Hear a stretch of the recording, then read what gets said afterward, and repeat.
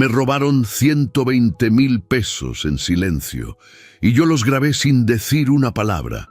El clic del reproductor rompió el silencio de la notaría.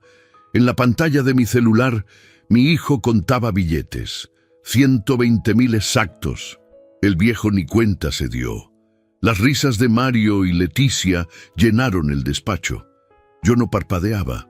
El notario Robledo tragó saliva. Afuera, 2 testigos esperaban. ¿Está seguro, don Francisco? Más que nunca. No temblé, no lloré, no dudé. Los grabé robándome en silencio, y ahora ellos escucharían su propia traición. Guardé el celular y respiré hondo. Que entren, dije. 72 años me tomó aprender que el silencio, cuando nace de la verdad, hace más ruido que cualquier grito. Pero para entender cómo llegué aquí, tenemos que volver al día en que me borraron de mi propia mesa. Antes de continuar, suscríbanse al canal y díganos en los comentarios desde dónde nos están escuchando. Mi nombre es Francisco Jiménez. El olor a carne asada debería haber sido un aroma de hogar, pero ese domingo olía a despedida. Era mi mesa, mi casa, mis paredes las que sostenían ese techo, pero cuando intenté servir el agua de Jamaica, Mario me quitó la jarra de las manos. «Yo lo hago, papá», dijo, con esa sonrisa que ya no alcanzaba los ojos. Leticia reía desde su silla, acomodándose el cabello rubio teñido con un gesto estudiado, como si cada movimiento fuera parte de un libreto. «Es que don Francisco ya está muy cansado, ¿verdad, suegrito?». La forma en que pronunció suegrito me atravesó como esquirla de vidrio. Sofía, mi nieta de 12 años, me miraba desde el otro extremo con esos ojos grandes que todo lo ven, todo lo guardan. «Abuelo, ¿quieres que te pase las tortillas?», preguntó con su voz suave. Antes de que pudiera responder, Mario golpeó la mesa. «Sofía, deja de molestar al abuelo, come». El golpe hizo temblar los vasos, y también algo dentro de mí. Me quedé quieto, con el tenedor suspendido sobre el plato de barro, mirando cómo Mario cortaba la carne con movimientos bruscos, como si cada tajo fuera un reclamo. «Papá», dijo sin mirarme. Leticia y yo estuvimos hablando. El tono no era de conversación, era de anuncio. «Creemos que ya es hora de que dejes las cuentas en manos más jóvenes». Leticia asintió, limpiándose la comisura de los labios con la servilleta. «Es por tu bien, Francisco. A tu edad, uno ya merece descansar». 72 años no me parecían tantos cuando esa mañana había reparado la cerca del patio, pero en sus bocas sonaban como sentencia de muerte. «Yo manejo bien mis cuentas», respondí, y mi voz salió más delgada de lo que hubiera querido. Mario soltó una risa seca. «Ah, sí, como cuando pagaste 2 veces la luz el mes pasado». No lo había hecho, pero discutir en ese momento habría sido inútil. Leticia se inclinó hacia adelante, con esa dulzura falsa que usaba para manipular. «Nadie dice que estés mal, suegrito, solo que nosotros podemos ayudarte». Mario ya habló con el banco.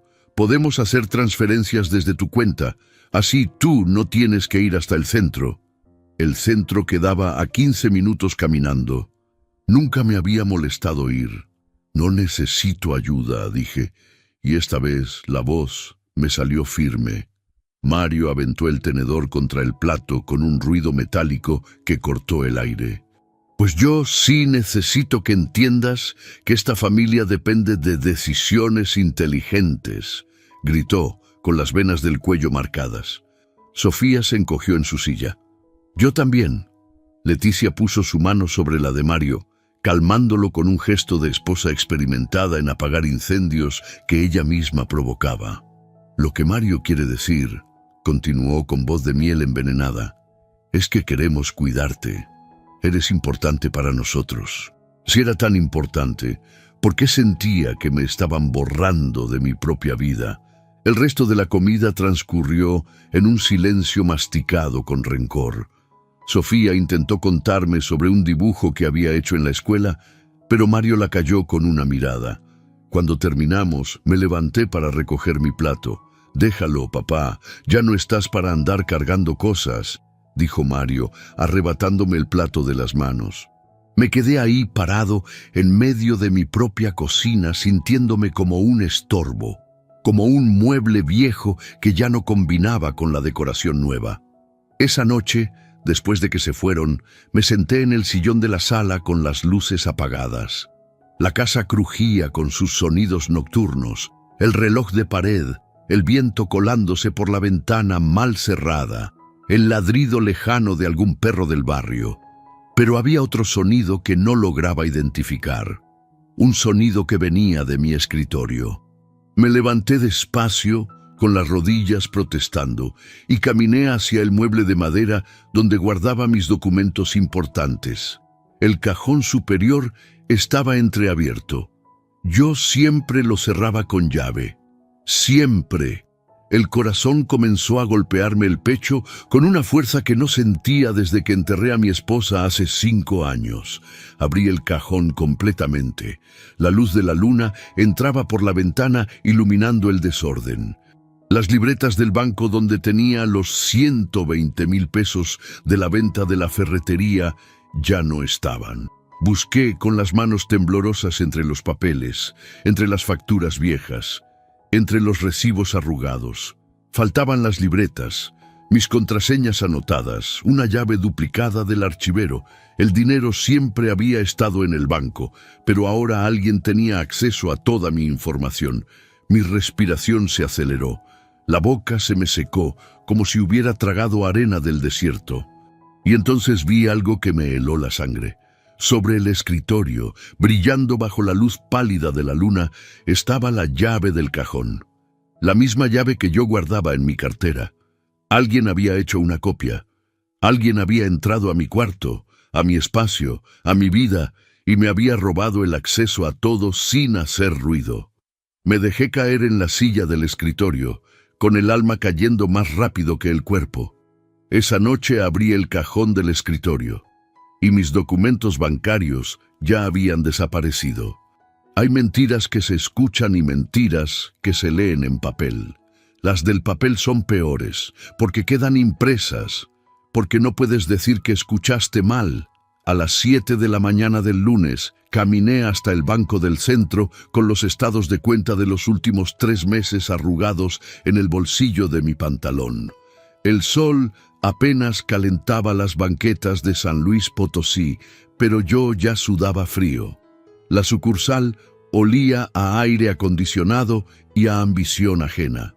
Me formé en la fila de la ventanilla, detrás de una señora que discutía sobre un depósito, y sentí cómo cada minuto me pesaba en los huesos. Cuando llegó mi turno, le entregué los papeles al gerente, un hombre de unos 40 años con corbata azul y mirada de funcionario cansado. «Don Francisco, ¿en qué le puedo ayudar? Quiero revisar los movimientos de mi cuenta», dije, y mi voz salió más firme de lo que me sentía por dentro. El gerente tecleó en su computadora con dedos rápidos, entrecerró los ojos y luego me miró con esa expresión que usan los doctores antes de dar malas noticias.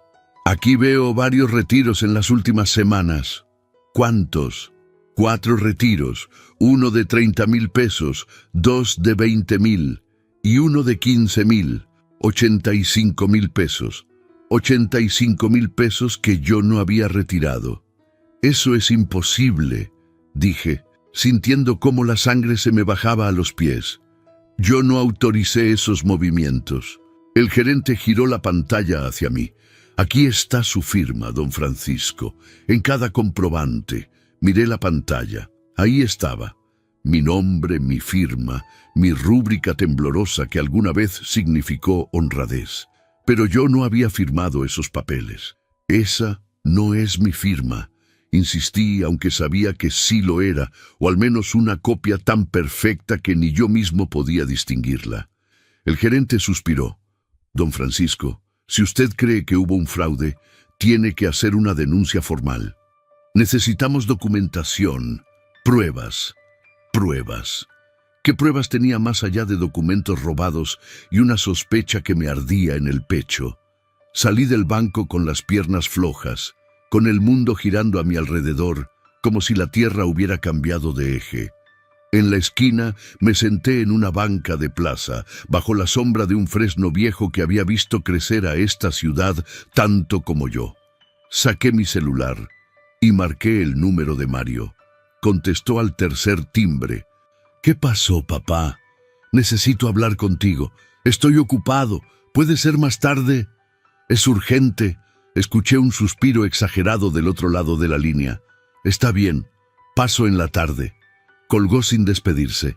Regresé a casa caminando despacio, sintiendo cada uno de mis 72 años como piedras amarradas a la espalda.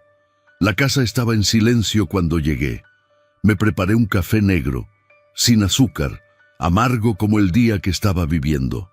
A las 5 de la tarde, Mario llegó manejando su camioneta nueva, esa que no sé cómo pagó con su sueldo de supervisor de obra. Entró a la casa sin tocar, como si fuera dueño del lugar. «¿Qué es tan urgente?», preguntó, dejándose caer en el sillón con el celular en la mano. «Faltan 85,000 pesos de mi cuenta». Mario levantó la vista, con una expresión que intentaba ser sorpresa, pero que le salió mal ensayada. «¿Cómo que faltan?» «4 retiros que yo no hice, pero tienen mi firma». Se rascó la barba mirando hacia la ventana. «Pues, ¿no será que los retiraste y se te olvidó?» Esas palabras me golpearon más fuerte que cualquier puño. «No estoy loco, Mario. No digo que estés loco, papá. Digo que a veces, ya sabes, la edad. Otra vez la edad como excusa, como justificación, como arma para desacreditarme. Yo no retiré ese dinero», repetí, y esta vez la voz me tembló. Mario se levantó del sillón, guardó el celular en el bolsillo y me puso una mano en el hombro. «Mira, papá, déjame investigar. Yo hablo con el banco, reviso los movimientos y vemos qué pasó. ¿Está bien?» Su tono era de adulto hablándole a un niño confundido. «¿Me prometes que lo vas a revisar?» «Te lo prometo». Me abrazó y en ese abrazo no sentí calor ni protección, sentí el frío de la mentira. Cuando se fue, me quedé parado en medio de la sala, viendo cómo la camioneta se alejaba por la calle levantando polvo. Esa noche no pude dormir. Me quedé sentado en la oscuridad, con la mente dándole vueltas a las mismas preguntas sin respuesta. ¿Cómo alguien falsificó mi firma? ¿Quién tenía acceso a mis documentos? ¿Por qué Mario no parecía sorprendido? A las 3 de la madrugada, la respuesta llegó como un relámpago en medio de la tormenta. Mario tenía una copia de mi identificación. Se la di el año pasado cuando me operaron de la vesícula y necesitaba que hiciera trámites por mí. Nunca me la devolvió. Y Leticia trabajaba en una notaría antes de casarse con él. Leticia sabía cómo se falsificaban firmas. Leticia sabía cómo se manipulaban documentos. El rompecabezas comenzaba a armarse y la imagen que formaba me destrozaba por dentro. Me levanté de la cama, caminé hasta la ventana y miré la calle vacía iluminada por el poste de luz. En ese momento tomé una decisión que cambiaría todo. Pero antes de perder mi dinero, decidí perder mi miedo. Hay cosas que se compran en secreto porque el secreto es parte del plan. El martes por la mañana tomé el autobús hasta la Plaza Comercial del Norte, esa donde venden desde celulares hasta electrodomésticos en locales pequeños con nombres en inglés mal escrito. El olor a plástico nuevo y a oportunidades baratas llenaba los pasillos. Caminé despacio, con mi sombrero de palma cubriéndome del sol que entraba por los tragaluces, hasta encontrar un local con un letrero que decía «Seguridad y vigilancia». Adentro, un muchacho de unos 25 años revisaba su celular detrás del mostrador. «Buenos días», dije. Levantó la vista apenas, con esa indiferencia que tienen los jóvenes que creen que el mundo les debe atención. «¿Qué busca?» «Una cámara pequeña». de esas que graban sin que se note. Eso captó su interés. Dejó el celular y me miró con curiosidad. ¿Para seguridad de casa? Algo así, respondí. No necesitaba darle explicaciones a un extraño. Me mostró varias opciones. Cámaras disfrazadas de relojes, de enchufes, de detectores de humo. Pero la que me llamó la atención fue una diminuta, del tamaño de una moneda de 10 pesos, que se podía esconder en cualquier parte. «Esta graba hasta 8 horas continuas», explicó el muchacho. «Se activa con movimiento y guarda todo en una memoria, audio y video». «¿Cuánto cuesta?» 2.500 pesos. Era caro para un pedazo de plástico y tecnología, pero barato para recuperar mi dignidad. Saqué los billetes de mi cartera y los puse sobre el mostrador. «Me la llevo». El muchacho la empacó en una caja discreta, sin logos, sin preguntas. ¿Necesita que le explique cómo funciona? Sí. Pasamos los siguientes 20 minutos mientras él me enseñaba cómo activarla, cómo descargar los videos, cómo esconderla para que quedara en el ángulo perfecto. Yo asentía, memorizando cada paso, cada botón, cada detalle. A mis 72 años, nunca pensé que aprendería a ser espía en mi propia casa. Regresé en el autobús con la caja guardada en una bolsa de plástico negro, apretándola contra mi pecho como si cargara un secreto explosivo. Porque eso era. Cuando llegué a casa, el silencio me recibió como un cómplice. Fui directo a mi escritorio, el mismo donde había descubierto los documentos robados, y busqué el lugar perfecto para instalar la cámara. Detrás del marco de una fotografía vieja de mi esposa había un espacio pequeño, discreto, con vista directa a la puerta y al escritorio. Con manos temblorosas por la edad y por los nervios, coloqué la cámara, la activé y di un paso atrás. Desde donde yo estaba parado, era invisible, pero ella lo vería todo. Me senté en la silla del escritorio y respiré hondo. El aire olía a madera vieja y a justicia pendiente. «Ahora sí», susurré. «Ahora vamos a ver quién dice la verdad». Los siguientes días fueron una espera silenciosa. Mario y Leticia venían a la casa con cualquier excusa, a dejar a Sofía, a buscar herramientas, a ver cómo seguía el viejo. Cada vez que entraban a mi cuarto, yo me hacía el distraído, el cansado, el que ya no se da cuenta de nada. Pero la cámara sí se daba cuenta. La cámara no parpadeaba, no olvidaba, no perdonaba. El viernes por la tarde, mientras yo fingía dormir la siesta en el sillón de la sala, escuché pasos en mi habitación, pasos que conocía bien, pasos de mi hijo. Me quedé inmóvil, con los ojos cerrados, respirando pausado como si realmente estuviera dormido.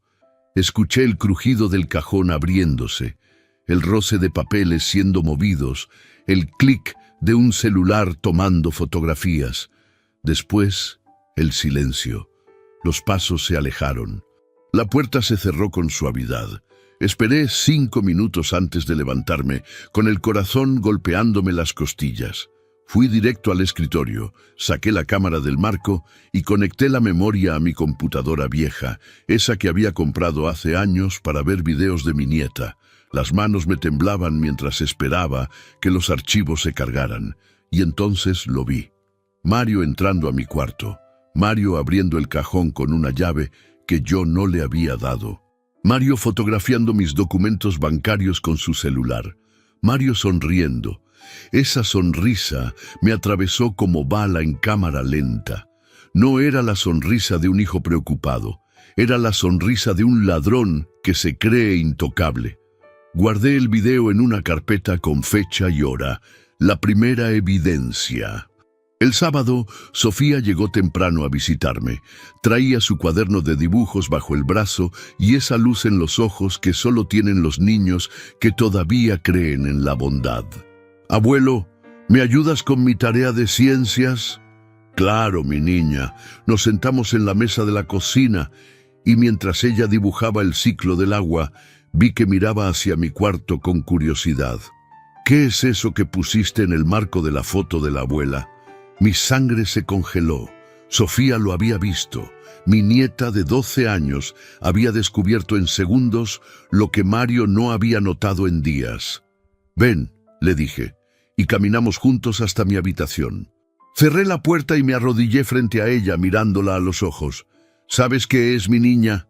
«Una cámara», respondió en voz baja. «Así es. ¿Y sabes para qué es?» Negó con la cabeza, pero en su mirada había comprensión. Los niños siempre saben más de lo que dicen. Es para recordar quién dice la verdad, expliqué, eligiendo cada palabra con cuidado. Sofía asintió despacio. «Papá y mamá te están mintiendo». La pregunta me desarmó. No quería involucrarla, no quería que cargara con el peso de la verdad adulta, pero ella ya estaba involucrada solo por vivir en esa familia. A veces, mi niña, la gente que queremos hace cosas que no entendemos, y esta cámara me ayuda a entender. Sofía me abrazó. «No le voy a decir a nadie, abuelo». Y en ese abrazo sentí algo que no había sentido en semanas. Alianza. No estaba solo. Esa noche, cuando todos se fueron, revisé nuevamente los videos guardados. Había 3 grabaciones ya, 3 evidencias de traición. Acaricié el marco de la fotografía de mi esposa y susurré: «Ya ves, mi amor, todavía me quedan fuerzas para pelear». Y ese día, el silencio se convirtió en mi arma. Las traiciones más elaboradas siempre vienen vestidas de preocupación. El martes por la mañana, Leticia llegó a mi casa con una bolsa de pan dulce y una sonrisa que no le alcanzaba los ojos. «Buenos días, suegrito», le traje sus conchas favoritas. El olor a piloncillo y canela llenó la cocina, pero a mí me supo a trampa. «Gracias, Leticia», dije, aceptando la bolsa. Se sentó en la silla frente a mí, cruzó las piernas con ese gesto estudiado que tenía para todo, y suspiró como si cargara el peso del mundo. «Francisco, necesito hablar con usted de algo importante». Ahí estaba, la conversación que había estado esperando desde que instalé la cámara. «Dime». Sacó unos papeles de su bolsa elegante, esa de marca que costaba más que mi renta de un mes. «Mario y yo hemos estado pensando mucho en su bienestar. Cada vez que alguien hablaba de mi bienestar, yo perdía algo». «¿Qué es eso?», pregunté, señalando los documentos. «Es una procuración, un poder legal para que Mario pueda manejar sus cuentas, hacer trámites, pagar servicios, todo eso que a usted ya le cansa tanto». Me sirvió café con manos delicadas, como si cada movimiento fuera parte de una coreografía ensayada. «Yo puedo hacer mis trámites», respondí. Leticia inclinó la cabeza con esa compasión falsa que usaba como arma. «Claro que puede, suegrito. Pero ¿no sería más fácil si alguien más lo hiciera por usted?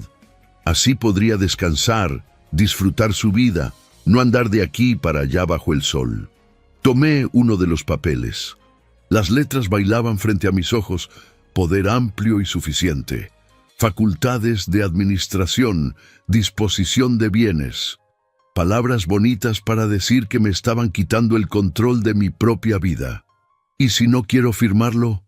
La sonrisa de Leticia se congeló apenas un segundo. «Bueno, nadie lo está obligando, Francisco, pero sería conveniente para todos». La palabra «conveniente» colgó en el aire como amenaza. «Déjame pensarlo», dije. Leticia apretó los labios. «Claro, piénselo. Pero no tarde mucho, ¿sí? Mario está muy preocupado por usted». Se fue dejando los papeles sobre la mesa, junto al pan dulce que ahora me sabía a ceniza. Esa tarde, cuando Mario llegó del trabajo, entró a la casa con esa energía falsa de quien viene a cerrar un trato. «¿Ya te habló Leticia?» «Sí». «¿Y? ¿Qué opinas?» Me encogí de hombros, fingiendo la confusión de un viejo cansado. «No sé, hijo. Son muchos papeles». Mario se sentó a mi lado. Me puso el brazo sobre los hombros. «Papá, esto es lo mejor para ti. Créeme. Así no tiene que preocuparse por nada. Yo me encargo de todo». Su aliento olía a cerveza y a mentiras. ¿Me prometes que solo lo usarás para ayudarme? Mario me apretó el hombro. Te lo prometo por mi hija, por Sofía.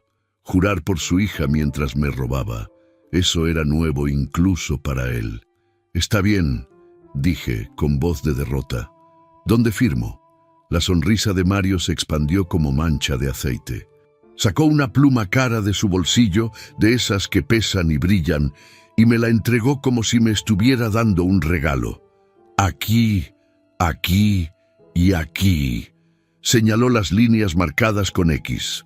Antes de firmar, saqué discretamente mi celular del bolsillo. Lo había dejado grabando audio desde que Mario entró. Toqué el escritorio como por accidente, asegurándome de que el micrófono captara todo. ¿Esto significa que tú puedes manejar todo mi dinero? Pregunté, necesitando que lo dijera en voz alta. Exacto. Yo me encargo de pagar todo, de administrar, de que no te falte nada. ¿Y la casa? La casa también, papá. Todo queda protegido. Confía en mí. Confiar en él. Las dos palabras más peligrosas que me había dicho en toda mi vida. Firmé el primer papel. El sonido de la pluma contra el documento raspó como uña en pizarrón. Firmé el segundo. El tercero. Cada firma era una piedra más en mi propia tumba. Al menos eso era lo que ellos creían. Porque yo sabía algo que Mario no sabía, que cada palabra que acababa de decir estaba grabada, que cada promesa falsa quedaba registrada, que estaba firmando su propia condena sin saberlo. Cuando terminé, Mario recogió los papeles con una velocidad que delataba su ansiedad. Gracias, papá. Esto es lo mejor para todos. Me abrazó, y en ese abrazo no sentí nada, ni amor, ni gratitud, ni siquiera lástima, solo el vacío de un hijo que había elegido el dinero sobre su padre. De nada, hijo, susurré contra su hombro. Cuando se fue, me quedé sentado en la sala con el celular todavía grabando en mi bolsillo. Lo saqué, detuve la grabación y revisé el archivo. Ahí estaba todo. Su voz diciéndome que podía manejar mi dinero. Su voz asegurándome que la casa quedaba protegida. Su voz jurando por su hija mientras me robaba la vida. Conecté el celular a la computadora y guardé el audio junto a los videos. La carpeta crecía. La evidencia se acumulaba. La venganza se cocinaba a fuego lento. Esa noche, sentado en la oscuridad de mi habitación, acaricié los papeles que había firmado. Los había leído completos antes de que Mario llegara. Sabía exactamente lo que decían. Sabía que le estaba dando poder sobre mi cuenta bancaria, pero también sabía que en México cualquier procuración obtenida mediante engaño o manipulación de un adulto mayor puede impugnarse, y yo tenía las pruebas del engaño. Miré hacia el marco donde estaba escondida la cámara. «Ya casi, mi amor», le dije a la fotografía de mi esposa. «Ya casi terminamos esto». Afuera los grillos cantaban en la noche tibia de San Luis Potosí. Y yo, Francisco Jiménez, de 72 años, manos curtidas por el trabajo honesto y corazón roto por la traición familiar, sonreí en la oscuridad, porque había aprendido algo que Mario nunca entendería, que el silencio no es debilidad, es estrategia. Al día siguiente, Mario fue al banco con la procuración.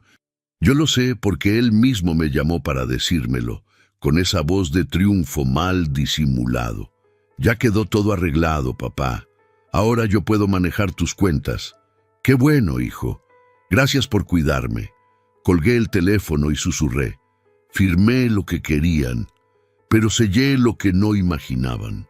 Hay cuartos en las casas que se construyen para olvidar, y ese jueves me tocó vivir en uno. Mario llegó por la mañana con cajas de cartón y esa determinación que tienen los hijos cuando deciden que ya no necesitan a sus padres. «Papá, vamos a hacer unos cambios en la casa». No preguntó, anunció. «¿Qué cambios?» «Leticia y yo necesitamos más espacio. Vamos a usar tu habitación como oficina. Tú te puedes pasar al cuarto de servicio». El cuarto de servicio, ese cuartito al fondo del patio, de 3 metros por 3, con una ventana que da al muro del vecino y un baño que huele a humedad. Ese cuarto donde mi esposa guardaba las escobas y las cubetas. Esa es mi habitación, dije, sintiendo cómo la voz se me quebraba. Mario suspiró con esa paciencia exagerada que se usa con los niños necios. Ya no, papá. Ahora es nuestra casa y necesitamos organizarla mejor. Además, el cuarto de atrás es más tranquilo. Vas a estar más cómodo. Como si el confort se midiera en metros cuadrados y no en dignidad. Leticia apareció en la puerta con una sonrisa de triunfo mal disimulada. Don Francisco, ya verá que le va a encantar. Yo misma le puse sábanas limpias y una lamparita. Quedó muy acogedor. Acogedor. La palabra sonaba obscena en su boca. No discutí. ¿Para qué? Ya no era mi casa, aunque todavía tuviera mi nombre en las escrituras. Empaqué mi ropa en 2 cajas, las camisas a cuadros, los pantalones de mezclilla, mi sombrero de palma, la fotografía de mi esposa. Mario cargó las cajas sin mirarme a los ojos. El cuarto de servicio olía a encierro y a abandono cuando entré. Una cama individual pegada a la pared, un buró que cojeaba, un foco desnudo colgando del techo. Eso era todo. Eso era lo que valía para ellos después de 72 años de vida. ¿Ves? Está perfecto, dijo Leticia desde la puerta sin atreverse a entrar. Mario dejó las cajas en el suelo. Cualquier cosa que necesites, nos avisas. Se fueron. La puerta se cerró. Y yo me quedé ahí parado, en medio de ese cuarto que olía a destierro, sintiendo como algo dentro de mí se rompía y se recomponía al mismo tiempo. Me senté en la cama. Los resortes crujieron bajo mi peso. Desde ahí podía escuchar todo lo que pasaba en la casa. Las paredes eran delgadas, tan delgadas que cada risa era una puñalada, y esa noche escuché muchas risas. ¡Por fin!, gritó Leticia desde lo que antes era mi habitación. «Esto sí es espacio de verdad». «Te dije que era fácil», respondió Mario. El sonido de copas chocando. Música. Celebración. Celebraban haberme borrado. Me acosté en la cama con la ropa puesta, mirando el techo manchado de humedad, escuchando cómo disfrutaban mi exilio. Las lágrimas vinieron sin permiso, calladas, amargas. Lloré por primera vez desde que enterré a mi esposa. Pero estas lágrimas eran diferentes. No eran de tristeza, eran de rabia cristalizada. Al día siguiente, viernes, intenté entrar a la cocina para prepararme un café. Leticia estaba ahí, maquillándose frente al espejo que colgaba junto a la estufa. «Buenos días», dije. Ella apenas me miró. «Buenos días, Francisco. ¿Necesita algo?» Necesitaba muchas cosas, pero café era lo único que podía pedir. «Solo voy a hacer café». «Ay, mejor espérese. Ahorita estoy ocupada. Cuando termine, le preparo uno y se lo llevo. Me estaba prohibiendo entrar a mi propia cocina. Puedo hacerlo yo mismo». No se preocupe. Ya le digo que yo se lo llevo». Me quedé ahí parado como mendigo, esperando limosna. 5 minutos después, Leticia me llevó una taza de café aguado al cuarto de servicio. «Aquí tiene, suegrito». Y se fue, dejándome con ese café que sabía a lástima. Los días siguientes fueron iguales. Despertarme en ese cuarto estrecho, escuchar la vida de la casa desde lejos, comer lo que me llevaban, existir como sombra. El domingo, mientras Mario y Leticia comían en el comedor, yo comía solo en el cuartito, sentado en la cama, con el plato sobre las rodillas. Escuchaba sus conversaciones a través de la pared. «¿Cuánto queda en su cuenta?», preguntó Leticia. «Como 35,000. Ya saqué todo lo que pude sin levantar sospechas». «¿Y la casa?». «Eso va a tomar más tiempo, pero ya tengo la procuración. Es cuestión de meses». Reían, brindaban. Planeaban mi desaparición completa mientras yo masticaba frijoles fríos al otro lado de la pared. El lunes por la tarde escuché que tocaban la puerta del cuartito. Toc, toc, toc. suave, temeroso. «Adelante». Sofía entró con su cuaderno de dibujos apretado contra el pecho. Sus ojos estaban rojos. «Hola, abuelo». «Hola, mi niña». Se sentó a mi lado en la cama, tan cerca que pude oler su champú de manzana. «¿Estás bien aquí?», preguntó con esa voz que temblaba por no llorar. «Estoy bien». Mentira. Ella lo sabía. «Te hice un dibujo». Abrió su cuaderno y me mostró una página llena de bugambilias moradas, rosas, blancas. Flores que mi esposa amaba, flores que llenaban nuestro patio cuando ella vivía. «Es para que pongas en tu cuarto», dijo Sofía, «para que no te sientas solo». Algo se me desmoronó dentro del pecho. Tomé el dibujo con manos que temblaban más de emoción que de edad. «Es lo más bonito que me han regalado en mucho tiempo, mi niña». Sofía me abrazó, y en ese abrazo sentí todo lo que había perdido y todo lo que todavía valía la pena pelear. «Papá y mamá no son buenos contigo», susurró contra mi hombro. «Shh, no digas eso». Pero es verdad, no pude negarlo. A veces, mi niña, la gente olvida lo que es importante, pero las bugambilias siempre vuelven a florecer, ¿lo sabías? Sofía se separó. Me miró con esos ojos que todo lo entendían. «¿Tú también vas a volver a florecer, abuelo?». Sonreí, y esta vez la sonrisa fue real.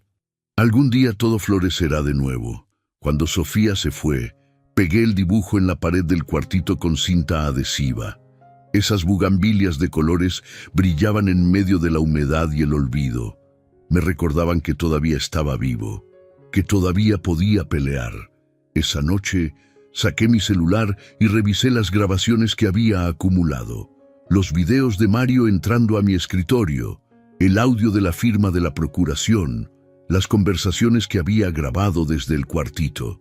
Tenía suficiente evidencia, pero todavía faltaba la más importante. Necesitaba que ellos mismos confesaran. Necesitaba que se sintieran tan seguros que ya no cuidaran sus palabras. Y para eso necesitaba crear la oportunidad perfecta. Miré el dibujo de las bugambilias en la pared y susurré: «La próxima vez que se sentaran a esa mesa, ya no sería para comer». Hay noches en las que uno no duerme porque está construyendo su propia justicia. El martes a las 2 de la madrugada, yo seguía despierto en el cuartito de servicio, con la laptop vieja abierta sobre las rodillas y los audífonos puestos para que nadie escuchara lo que estaba revisando. En la pantalla, Mario contaba billetes. En el audio, Leticia planeaba quedarse con la casa. En los documentos escaneados estaban las firmas falsificadas. Tenía 22 archivos en total, 22 pruebas de traición. Cada video lo había organizado por fecha, cada audio tenía su transcripción escrita a mano en un cuaderno, cada documento bancario estaba marcado con notas al margen. Yo, Francisco Jiménez, ferretero retirado de 72 años, me había convertido en archivista de mi propia humillación. Pero faltaba algo, faltaba alguien que supiera qué hacer con todo esto. A las 8 de la mañana salí del cuartito sin avisar. Mario y Leticia todavía dormían en lo que antes era mi habitación. Caminé hasta la avenida principal y tomé un taxi. «¿A dónde, Don?», preguntó el conductor. «Al centro, a la notaría Robledo y Asociados». El taxi olía a ambientador de pino y a historias ajenas. Llegamos en 15 minutos. La notaría estaba en un edificio antiguo de cantera rosa, con ventanas altas y un letrero discreto junto a la puerta. Subí las escaleras despacio, con las rodillas protestando en cada escalón, aferrándome al barandal. La recepcionista, una mujer joven de lentes y sonrisa profesional, me recibió con cortesía. «Buenos días. ¿Tiene cita?» «No, pero necesito hablar con el licenciado Robledo. Dígale que es Francisco Jiménez». Ella levantó el teléfono, murmuró algo que no alcancé a escuchar y después me miró. «Pase, por favor. Es la tercera puerta a la derecha». El pasillo olía a papel sellado y a secretos notariados. Toqué la puerta. «Adelante». Robledo estaba detrás de su escritorio de caoba, rodeado de libros de leyes y expedientes apilados. Cuando me vio, se quitó los lentes y sonrió con esa calidez que solo dan las amistades de décadas. «Francisco, ¿cuánto tiempo?» «Demasiado, Robledo». Nos dimos un abrazo breve, de esos que intercambian los hombres que crecieron cuando los abrazos no eran comunes. «Siéntate. ¿Café?» «Por favor». Me sirvió un café negro en una taza de porcelana y se sentó frente a mí. «Te ves cansado, Francisco». «Es que estoy cansado». «¿Qué pasó?» Saqué la memoria USB de mi bolsillo y la puse sobre el escritorio. «Esto es lo que pasó». Robledo la tomó, la insertó en su computadora y empezó a revisar los archivos. Yo observaba su rostro mientras veía los videos. La mandíbula apretándose, los ojos entrecerrados, el ceño fruncido. Cuando llegó al audio de la procuración, se quitó los lentes y se frotó los ojos. «Francisco, esto es grave». «Lo sé». «¿Tu hijo sabe que lo grabaste?» «No». «¿Y la nuera?» «Tampoco». Robledo se reclinó en su silla, mirando el techo como si buscara respuestas en las vigas de madera. «Aquí hay suficiente para proceder legalmente. Fraude, abuso de confianza, manipulación. Podemos protocolar un acta de hechos con estas grabaciones y revocar la procuración. También puedes presentar denuncia». La palabra denuncia me golpeó el pecho. «Denuncia. Mi hijo. Denunciado». «No quiero meterlos a la cárcel», dije. Robledo me miró con sorpresa. «Entonces, ¿qué quieres? Quiero que escuchen lo que hicieron. Quiero que se enfrenten a su propia traición. Quiero recuperar mi casa y mi dinero. Y quiero que Sofía esté protegida». Robledo acomodó los lentes sobre la mesa, con ese gesto meticuloso que tenía cuando pensaba soluciones complejas. «Podemos hacer algo, pero necesitas estar seguro. Esto va a destruir tu relación con tu hijo. Ya la destruyó él cuando me robó». Silencio. El tipo de silencio que pesa más que las palabras. «¿Qué tienes en mente?», preguntó Robledo. «Una cena. Los voy a invitar a una cena de reconciliación y ahí, frente a ellos, voy a reproducir las grabaciones. ¿Y después? Después, tú entras con la documentación legal. Les explicas que podemos protocolar un acta de hechos con las pruebas y revocar la procuración. Y les doy a elegir, me devuelven todo y se van de mi casa o presentamos denuncia formal». Robledo se quedó callado durante un minuto largo. Después asintió. «Es arriesgado, pero puede funcionar. Necesitaré 2 testigos para el acto. Morales, mi asistente, puede ser uno. ¿Me ayudas?». Extendió la mano sobre el escritorio. «Para eso están los amigos». Estrechamos manos y en ese apretón sentí algo que no había sentido en semanas. Esperanza. Pasamos las siguientes 2 horas revisando documentos legales, preparando la revocación de la procuración, organizando las pruebas para que fueran irrefutables. Robledo era meticuloso, revisaba cada detalle como si estuviera desarmando una bomba. «El jueves en la noche», dije, «los invitaré a cenar el jueves. Ahí estaré, con Morales y otro testigo. Llegaremos a las 9. ¿Y si intentan huir?». «No van a huir. Van a estar tan sorprendidos que no van a saber qué hacer». Cuando salí de la notaría, el sol de mediodía me golpeó la cara. Pero por primera vez en semanas, ese calor no me pesaba. Caminé hasta una tienda de electrónica y compré un pequeño altavoz Bluetooth. En el taxi de regreso lo probé. Funcionaba perfectamente. Ese aparatito iba a ser mi voz cuando yo ya no pudiera hablar por la rabia. Llegué a casa a las 3 de la tarde. Mario estaba en la sala, viendo el fútbol en la televisión que antes era mía. «¿Dónde andaba, papá?» «Dando una vuelta». «¿A dónde?» «Por ahí. A caminar». No le debía explicaciones. Esa noche, desde mi cuartito, escuché a Mario y Leticia discutir sobre dinero. Ya casi no queda nada en su cuenta, decía Leticia. Lo sé, por eso necesitamos apurarlo de la casa. ¿Cuándo piensas hacerlo? Pronto, muy pronto. Sonreí en la oscuridad. No iban a tener tiempo. El miércoles por la mañana, preparé mi mejor voz de viejo derrotado y toqué la puerta de lo que antes era mi habitación. Mario abrió, con cara de pocos amigos. ¿Qué pasa? Hijo, quiero pedirte perdón. Eso lo descolocó. ¿Perdón? ¿Por qué? Por haber sido terco, por no confiar en ti. Tienes razón, ya estoy viejo y necesito que alguien me cuide. La desconfianza bailó en sus ojos durante un segundo. Después, la arrogancia regresó. Me da gusto que lo entiendas, papá. Por eso quiero invitarlos a cenar, a ti, a Leticia y a Sofía, el jueves en la noche. Quiero que celebremos que ahora somos una familia unida. Mario sonrió. Esa sonrisa de triunfo que cree que ya ganó la guerra. Claro, papá, ahí estaremos. Cuando cerró la puerta, yo caminé de regreso al cuartito con el corazón latiéndome fuerte. Todo estaba preparado. La trampa estaba lista. Solo faltaba que ellos cayeran. Esa noche saqué el dibujo de las bugambilias que Sofía me había regalado y lo guardé en mi cartera. Iba a necesitar recordar por qué estaba haciendo esto. Los invité a cenar y fue la última vez que lo hicieron como dueños. Los últimos platos que uno sirve en su propia mesa a veces son los más amargos. El jueves por la noche preparé carne en su jugo como mi esposa me enseñó hace 40 años, con cilantro fresco, cebolla picada, frijoles de la olla y tortillas recién hechas. El olor llenaba la casa, ese aroma de hogar que ellos ya no merecían.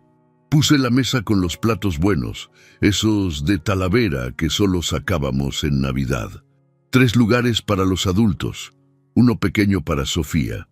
En el centro, una jarra de agua de horchata. Y debajo de mi silla, escondido, el altavoz Bluetooth conectado a mi celular. A las 8 en punto, llegaron. Mario traía una botella de tequila barato, de esas que se compran en el súper. «Para celebrar, papá», dijo, dejándola sobre la mesa con un golpe seco. Leticia entró perfumada, con un vestido que costaba más que mi renta mensual del cuartito que ahora habitaba.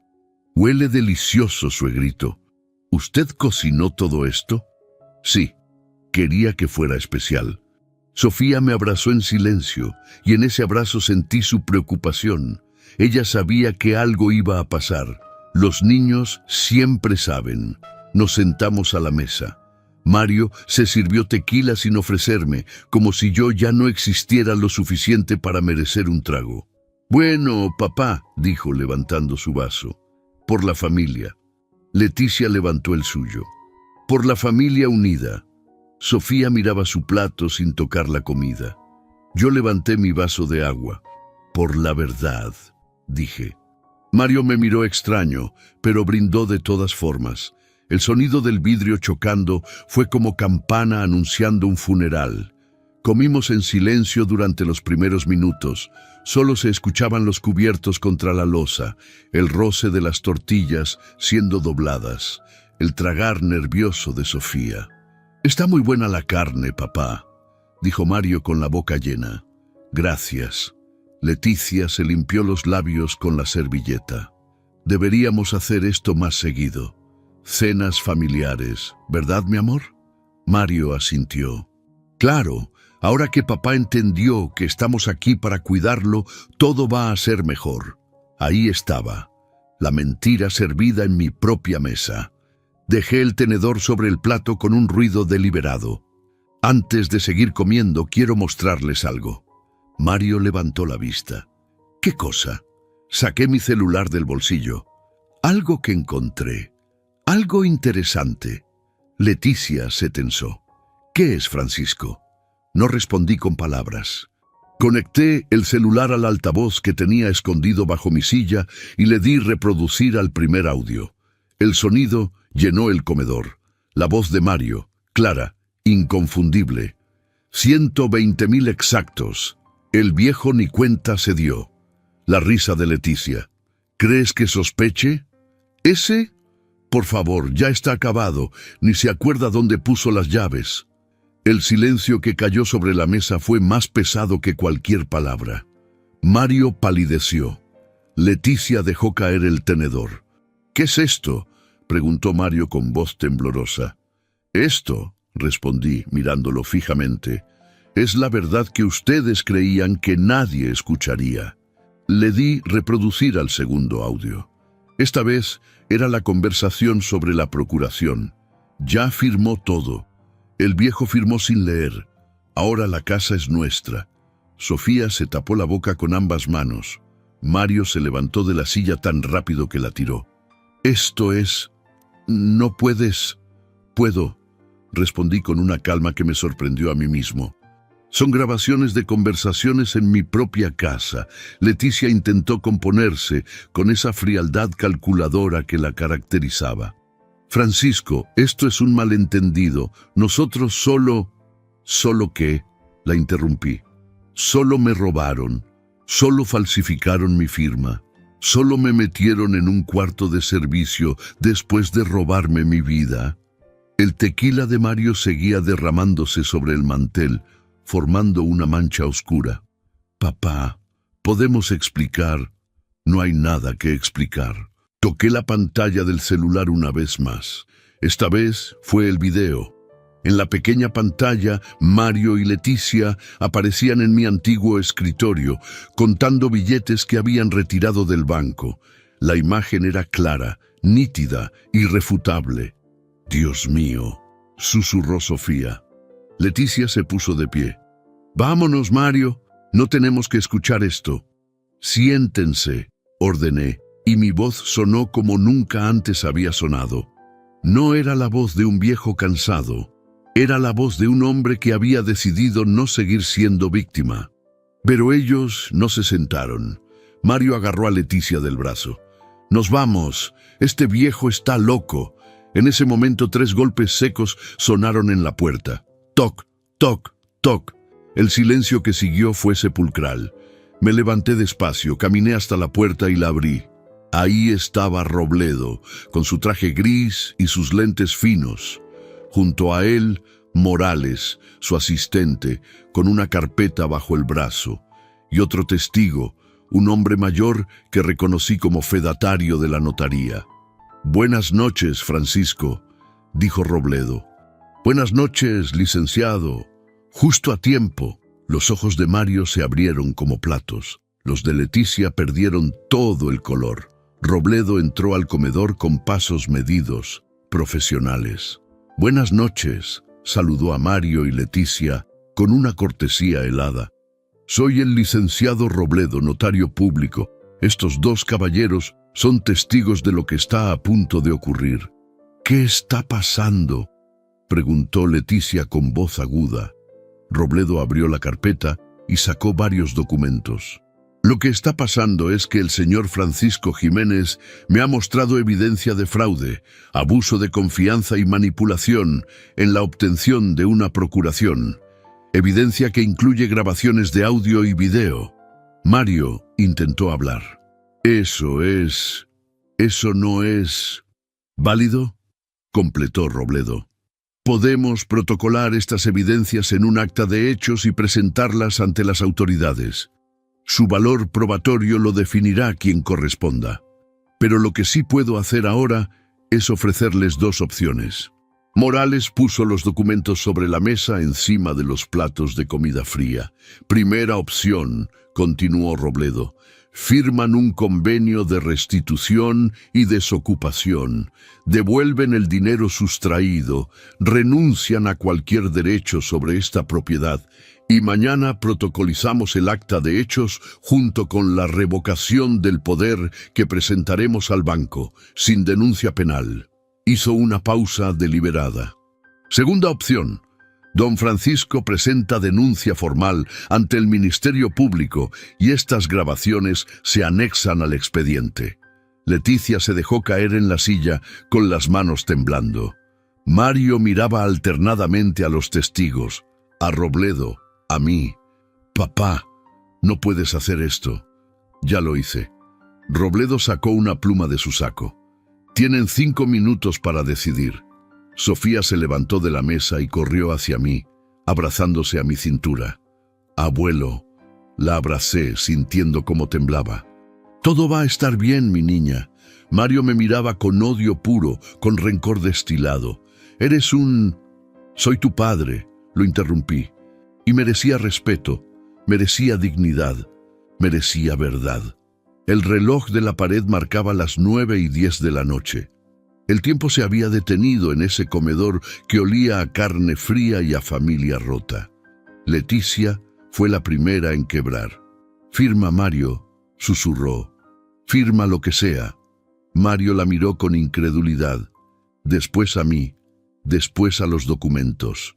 Y mientras los testigos esperaban en silencio, mientras Robledo mantenía la pluma extendida, mientras Sofía lloraba contra mi camisa, mientras los vi firmar su derrota, yo solo me serví un café.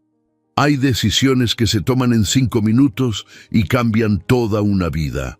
Mario firmó los documentos con manos temblorosas, bajo la mirada fría de Robledo y los testigos.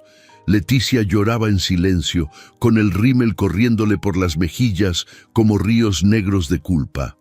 Firmaron el convenio de restitución del dinero que quedaba, 35,000 pesos de los 120,000 que me habían robado. Firmaron la renuncia a cualquier derecho sobre mi casa. Firmaron su desocupación inmediata. Firmaron su propia vergüenza. «Tienen hasta el domingo para desocupar la propiedad», dijo Robledo, guardando los documentos firmados en su carpeta. «Mañana en la notaría protocolizaremos el acta de hechos con las grabaciones anexas y la revocación del poder que notificaré personalmente al banco». Mario me miró con ojos que ya no reconocía. «¿Estás contento? ¿Destruiste a tu propia familia por dinero?» Esa pregunta me atravesó, pero no me doblegó. «Yo no destruí nada. Ustedes lo hicieron cuando decidieron que yo ya no valía más que mis ahorros». Leticia se levantó, agarró su bolsa. «Vámonos, Mario». Se fueron sin mirar atrás, sin despedirse de Sofía, sin una palabra más. La puerta se cerró con un golpe que hizo temblar los vidrios. Sofía seguía abrazada a mí, llorando en silencio. Los testigos se retiraron después de firmar el acta que Robledo levantó en el momento. Robledo puso su mano en mi hombro. «Hiciste lo correcto, Francisco. No se siente correcto. Nunca se siente así, pero lo era. Cuando todos se fueron, la casa quedó en un silencio que no era paz, sino ausencia». Sofía se separó de mí, con los ojos rojos e hinchados. «¿Qué va a pasar conmigo, abuelo?». Esa pregunta me rompió lo que todavía quedaba entero dentro de mí. Me arrodillé frente a ella. Tomé sus manos pequeñas entre las mías curtidas. «Tú vas a estar bien, mi niña. Siempre vas a estar bien. Y papá y mamá, ellos van a tener que aprender de sus errores. Pero tú no tienes que cargar con lo que ellos hicieron». Sofía asintió, aunque no creo que entendiera todo. Esa noche la dejé dormir en el cuartito de servicio, mientras yo me quedé en la sala, sin poder cerrar los ojos. El viernes por la mañana, Robledo me llamó temprano. «Ya está todo protocolizado, Francisco. El acta de hechos está en el archivo notarial con todas las pruebas. La revocación del poder está lista. Voy al banco a mediodía para notificarles que la procuración ya no tiene validez». «Gracias, Robledo. Para eso están los amigos». Esa tarde, Mario y Leticia llegaron con una camioneta de mudanza. No hablamos. Ellos cargaron sus cosas en silencio. La ropa, los muebles que habían comprado, la televisión nueva. Mario entró una última vez a buscar algo que había olvidado. Nos quedamos frente a frente en el pasillo. «Algún día te vas a arrepentir de esto», dijo. «Puede ser, pero no hoy». Se fue. Y con él se fue el hijo que yo creía conocer. El domingo por la tarde, Robledo regresó con más documentos. «Necesito que firmes esto, Francisco». «¿Qué es?» «El testamento. Dejas todo a nombre de Sofía. La casa, lo que queda de tus ahorros, todo. Ella queda como tu heredera universal». Miré los papeles. Después miré hacia el patio donde Sofía regaba las bugambilias que mi esposa había plantado. ¿Y si Mario intenta algo? No puede, esto está blindado. Cuando llegue el momento, todo será de ella. Firmé con pulso firme. Sofía tenía 12 años, pero iba a recibir algo más valioso que una casa. Iba a recibir dignidad. Las semanas siguientes fueron extrañas. La casa se sentía más grande sin ellos, más silenciosa, pero también más mía. Volví a dormir en mi habitación. Regalé los muebles del cuartito de servicio a doña Carmen, la vecina. Sofía venía a visitarme los fines de semana. Su madre se lo permitía, quizás por culpa, quizás porque sabía que no tenía opción. Juntos cuidábamos las bugambilias, cocinábamos carne en su jugo, dibujábamos en su cuaderno. Abuelo, ¿por qué no fuiste cuando papá y mamá tuvieron que ir al banco a explicar lo de la procuración? Me preguntó un sábado por la tarde. Robledo me había contado que hubo una breve reunión en el banco, donde Mario y Leticia tuvieron que reconocer que la procuración había sido revocada. Porque ya no necesitaba verlos, mi niña. Ya había dicho todo lo que tenía que decir. ¿Y los perdonaste? Esa pregunta me tomó por sorpresa. No lo sé todavía, pero aprendí que el perdón no significa olvidar, significa soltar el veneno antes de que te mate. Sofía asintió con esa sabiduría que solo tienen los niños que han visto demasiado. Los meses pasaron. El dinero robado nunca volvió completo, pero los 35,000 pesos que recuperé me alcanzaban para vivir con dignidad. Volví a caminar por el centro los martes, a tomar café en la plaza, a saludar a los vecinos. Volví a ser Francisco Jiménez, no el viejo confundido, no la víctima silenciosa. Solo Francisco. Una tarde de abril, mientras regaba las bugambilias que ahora florecían más fuertes que nunca, pensé en mi esposa. Lo hice, mi amor, le dije al aire. Recuperé lo nuestro. Las flores moradas, rosas y blancas se mecían con el viento cálido de San Luis Potosí. Y en ese momento supe que había tomado la decisión correcta.